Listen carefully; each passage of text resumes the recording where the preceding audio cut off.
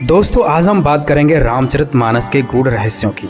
ये तो सभी जानते हैं कि त्रिलोकीनाथ भगवान विष्णु जी ही दशरथ पुत्र श्री राम जी के रूप में आए थे, इसलिए लोग श्री राम को भी भगवान मानते हैं। लेकिन असली राम आदि राम कोई और है। उसके लिए कबीर साहब जी ने कहा है कि एक राम दशरथ का बेटा, एक राम घटघट में बैठा, एक राम ने जगत पसारा और एक राम है जग से न्यारा। दोस्तों हम सभी राम कृष्ण को विष्णु भगवान का अवतार मानते हैं और ये सही भी है, लेकिन हमारे शास्त्रों में ब्रह्मा विष्णु महेश की भक्ति करने के लिए मना किया गया है, क्योंकि ब्रह्मा विष्णु महेश पूर्ण परमात्मा नहीं है। अर्थात राम कृष्ण भी पूर्ण परमात्मा नहीं है, यह केवल तीन लोक के मालिक हैं।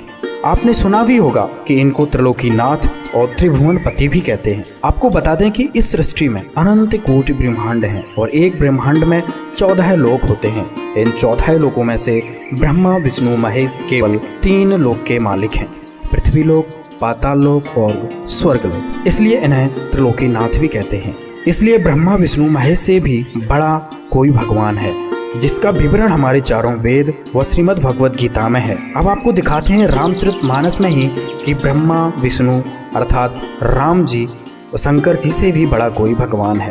तो आइए देखते हैं। बालकांड में एक प्रकरण आता है। मनु और शत्रुपा परमात्मा को पाने के लिए तपस्या करने लगते हैं। मनु और शत्रुपा किसकी भक्ति करते थे, किसके लिए तपस्या कर रहे थे, देखिए रामचरित की इन चौपाइयों में।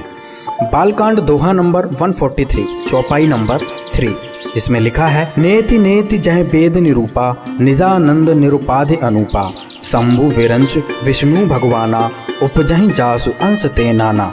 इसमें स्पष्ट लिखा है कि जिसकी महिमा वेद भी नहीं गा पा रहे हैं, जो ना इति कहकर मना कर देते हैं, जो आनंद रूप है, उपाधि रहित है, जिसके अंश से ब्रह्मा विष्णु महेश की उत्पत्ति होती है। शंभु विरंच विष्णु भगवाना, शंभु मतलब शंकर जी, विरंच मतलब ब्रह्मा जी और विष्णु जी की उत्पत्ति हुई।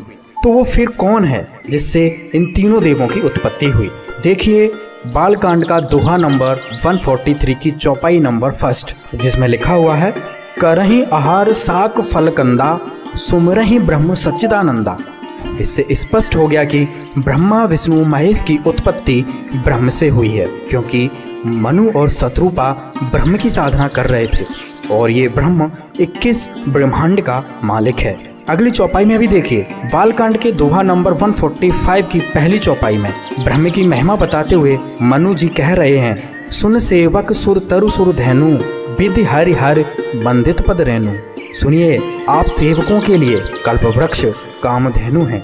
आपकी चरणों की वंदना ब्रह्मा विष्णु महेश भी करते हैं। इसमें स्पष्ट लिखा है, विधि हरि हरि बंदित पद रेणु। विधि मतलब ब्रह्मा, हरि मतलब विष्णु, हर मतलब शंकर जी, वो भी इस ब्रह्म की वंदना करते हैं। इससे स्पष्ट हो गया कि ब्रह्मा विष्णु पूर्ण भगवान नहीं है, इससे बड़ा ब्रह्म है। आगे की चौपाई में देखिए, जिससे और भी स्पष्ट हो जाएगा। बालकांड दोहा नंबर 149 की चौपाई नंबर 6, इसमें स्पष्ट लिखा है कि तुम ब्रह्मादि जनक जग स्वामी, ब्रह्म सकल और अंतर्यामी।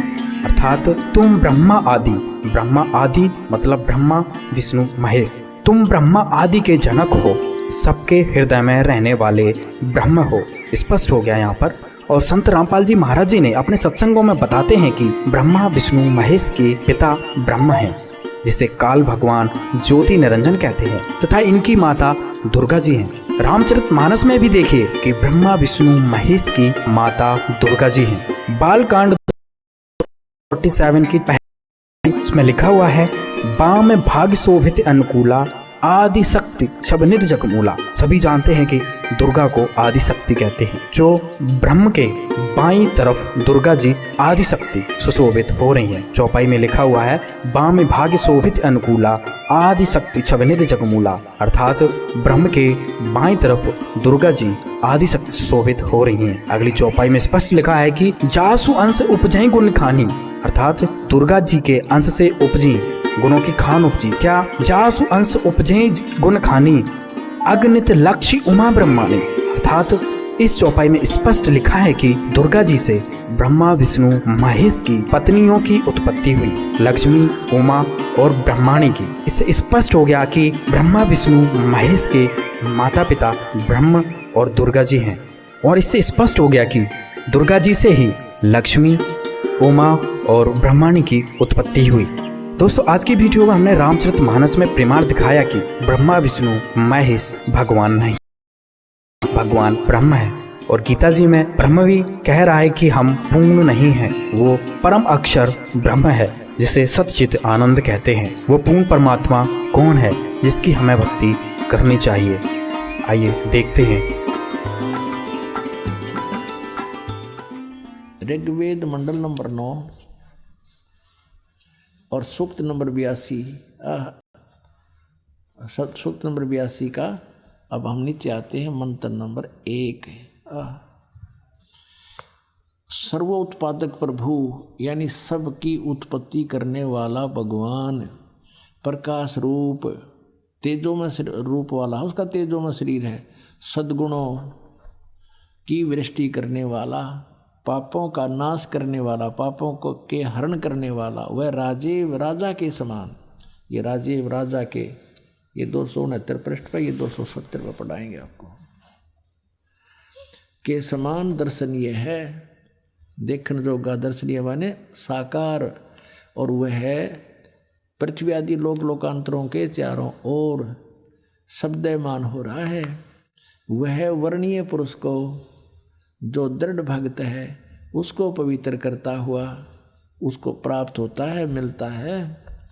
जिस प्रकार विद्युत आकाशीय बिजली स्नेह वाले स्थानों को आधार बना के प्राप्त होता है।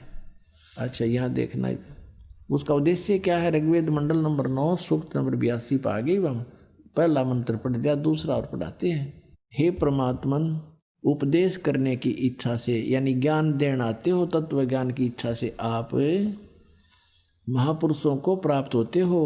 और आप अत्यंत गतिशील पदार्थ के समान यानी बहुत तेज चलने वाले पदार्थ के समान हमारे आध्यात्मिक यज्ञ को प्राप्त होते हैं।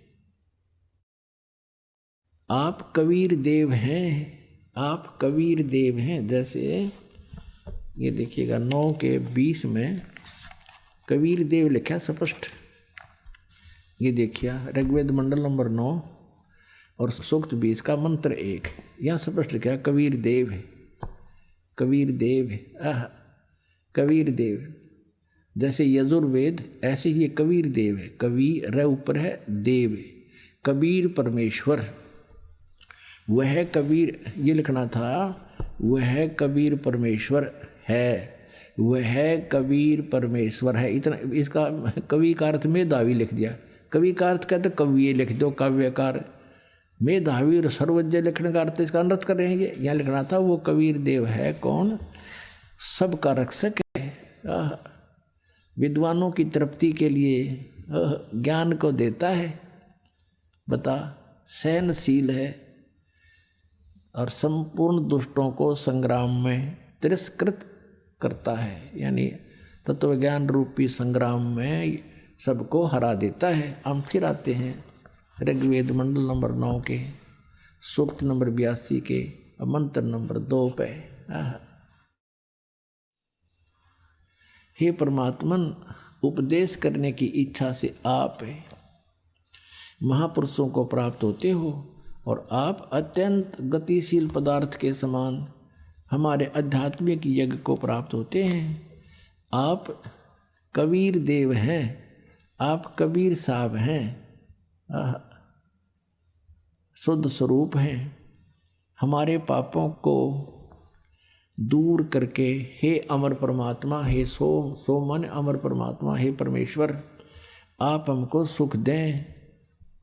पुणात्मा कबीर साहब कहा करते, नौ मन सूत उड़ जिया, ऋषि रहे झक मारे, सतगुरु ऐसा सुलझा दे भाई, उलझे ना दूजी बार। कि ये ऐसा ज्ञान सुलझा देगा सतगुरु, यानी सच्चा ज्ञान देने वाला आध्यात्मिक टीचर, उसको सतगुरु कहते हैं। सतगुरु परमात्मा स्वयं आते हैं, वो सतगुरु की भूमिका भी करते हैं, सब ब्रह्मांडों का संचालन भी वहीं बैठकर करते हैं। और उन्होंने अपने अमृतवाणी सच्चिदानंद घन ब्रह्म की वाणी लिपिबद्ध करवा कर चले गए। उसको समझने की भी सबके बस की बात नहीं। इन वेदों को नहीं समझ सके तो उस वेद ने कैसे समझ लेगा? आम आदमी हो तो एक तत्व ज्ञान है। तो इस दास को बुद्धि दे दी कबीर भगवान ने, परमेश्वर कबीर जी ने, और इस दास को एक सच्चे ज्ञान देने वाला गुरु बना दिया, सतगुरु। वैसे तो सतगुरु वही है, पर अपनी कृपा से इस दास को कहते हैं गुरु मेर करे तो काग ते हंस बना दे। हम तक काग थे और कौवे से हंस उन्होंने ही बनाए हैं, सतगुरु ने। अब वो परमात्मा, उसका नाम और क्लियर किया है। अब देखना इसी ऋग्वेद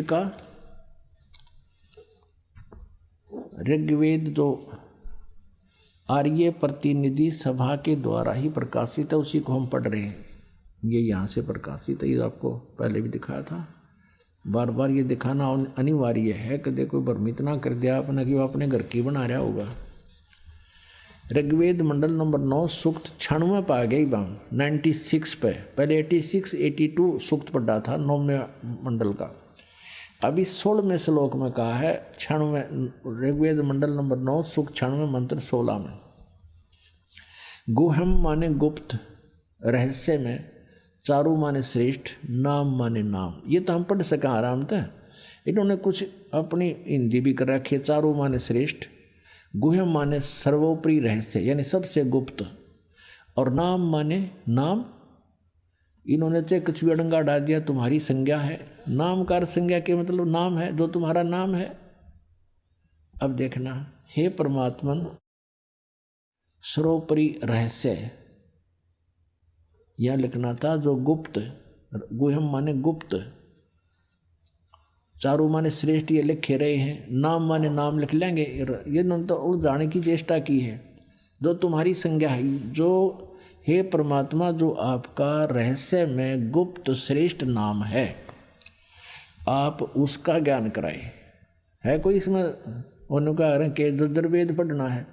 इब्ता हमने अक्सर आगे इनका यजुर्वेद भी पढ़ लिया। यजुर्वेद को कहा कर दे यजुर्वेद।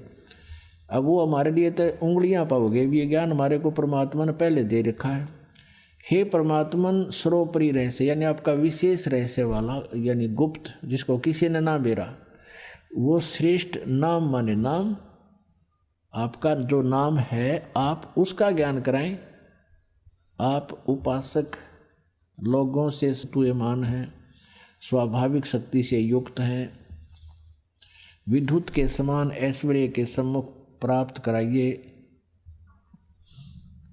हमको प्राणों की विद्या का वेता बनाइए। हे सर्वशक्ति संपन्न परमेश्वर, हमको इंद्रियों के नियमन का ज्ञाता बनाइए। अब यहाँ देखिए, अब 17 में, इसमें 16 में पूछा है आप अपने श्रेष्ठ नाम का हमें ज्ञान कराएं। इतनी सी बात है। 17वें में वो नाम बताया है, क्या लिखा है? शिशुम जगानम हरियंतम मर्दंती शुभंती वहीने मरुतो गणेन कबीर गिरभी कबीर गिरभी कावेना और कबीर संत सोमह पवित्रम अत्यति रेभन। इनके द्वारा हम ये लेते हैं, इन्होंने क्या किया है, इस कबीर का अर्थ ऊपर लगा हुआ है, यूँ यहाँ लगेगा, पढ़ेंगे अलग करेंगे संधि छेद में। तो इन्होंने कर दिया, इसका तो कवि कर दिया, गिर भी माने वाणी द्वारा। हम इसको न्योका न्यू लिख दें, वो कबीर वाणी द्वारा। गिर भी माने वाणी द्वारा और कबीर माने कबीर, कबीर वाणी द्वारा। अच्छा, रेभन माने, ये देखिए, रेभन सन गर्दता हुआ, और काव्यन कविताओं से, कविताओं माने जैसे लोकोक्तियों के माध्यम से, शब्दों के माध्यम से, दोहों के माध्यम से, चौपाइयों के माध्यम से वो परमात्मा अपना ज्ञान सुनाता है। इन्होंने एक और चतुरता कर दी है, यूँ तो कबीर गिर विकारत ये कर दिया कवि लोग वाणी द्वारा, यह लिखना था कबीर वाणी द्वारा। और इस कबीर का अर्थ नहीं करा, इस कबीर का लिखना था वो कबीर देव है, उसका नाम कबीर देव है। ये देखिएगा, आप पूरा देख सकते हैं, पीछे देखना। और पीछे देखो अच्छी तरह। अब इसमें आप संस्कृत देख सकते हैं। ये एक कबीरता इन्होंने लिख दिया यहाँ पर, और इस कबीर का कितना अर्थ नहीं कर रखा। ये संस्कृत शिशुम जज्ञानम हरियंत मर्जंती शुभंती मरुत वहीन गणेन कबीर गिरभी। इस कबीर गिरभी वाला कर दिया, कबीर गिरभी। काव्यना, यू काव्यना भी लिख दिया, काव्यना, और सोम भी लिख दिया, और यू संत भी लिख दिया, सोम पवित्रम भी लिख दिया, अतेति भी लिख दिया, रेभन भी लिख दिया। यू कवि छोड़ गए कबीर, क्योंकि ये दोबारा लिखते ही सब क्लियर हो जाता है। यहाँ पर इन्होंने चोर चुराई तोमड़ी गाड्डे पानी में, वह गाड्डे हुआ ऊपर आवा सच्चाई छानी ना। अब इसका क्या अर्थ बनाइए, दास बताओगा। शिशुम जगानम, हे परमात्मा, जो शिशु रूप धारण करके अपने जो लीला आप करते हो, तो शिशु जगानम यानी आप जानबूझकर अपनी सूझबूझ से शिशु रूप में प्रकट होते हो। हरियंत माने यानी मानव के रूप में, मानव के बच्चे के रूप में, और आप मर्जंती शुभंती वहीन मरुते गणेन, और कबीर गिरभी कावेना कबीर, अपनी महिमा की वाणी को आप अपनी कबीर वाणी द्वारा, कबीर गिरभी, कबीर ये इन्होंने इस कबीर गिरभी का लिख दिया वाणी द्वारा, हम लिखते कबीर वाणी द्वारा। और कावेन, कावेना, कावेन नहीं, हाँ कावेन, कावेना, कावेना माने कविता से, शब्दावलियों के माध्यम से, दोहों के माध्यम से गरजते हुए ऊंची आवाज में बोलते हो, आवाज लगा लगा कर अपनी महिमा की वाणी सुनाते हो। अब इसका और जिससे मरुता माने विद्वान लोग, गणेन माने समूह, ये होता है गणेन समूह, और वहीन माने उस गतिशील परमात्मा का गुणों के, गण माने होते हैं समूह, गणे आदमी इकट्ठे हो जा, मरुत माने साधक।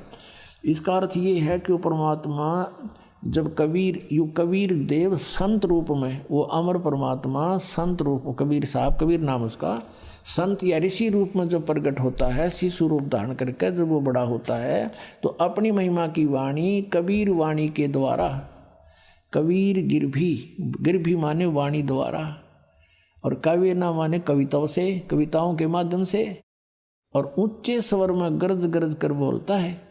अब परमात्मा क्या कहा करते, चारों युग में संत पुकारे, कूक कहा हम हेल रे, हीरे माणक मोती बरसे, ये जग जुगता डेल रे। अधिक जानकारी के लिए जगत गुरु तत्वदर्शी संत रामपाल जी महाराज द्वारा लिखित पवित्र पुस्तकें ज्ञान गंगा, जीने की राह, गीता तेरा ज्ञान अमृत, अंधश्रद्धा भक्ति, खतराए जान बिल्कुल निशुल्क मंगाएं। अपना नाम, पूरा पता हमें व्हाट्सएप करें। हमारा नंबर है 7496801825। जगत गुरु तत्वदर्शी संत रामपाल जी महाराज के मंगल प्रवचन अब प्रतिदिन सुनिए। MH1 श्रद्धा टीवी पर दोपहर 2 से 3 बजे, सारथी टीवी पर शाम 6:30 से 7:30 बजे, साधना टीवी पर शाम 7:30 से 8:30 बजे, ईश्वर टीवी पर रात 8:30 से 9:30 बजे।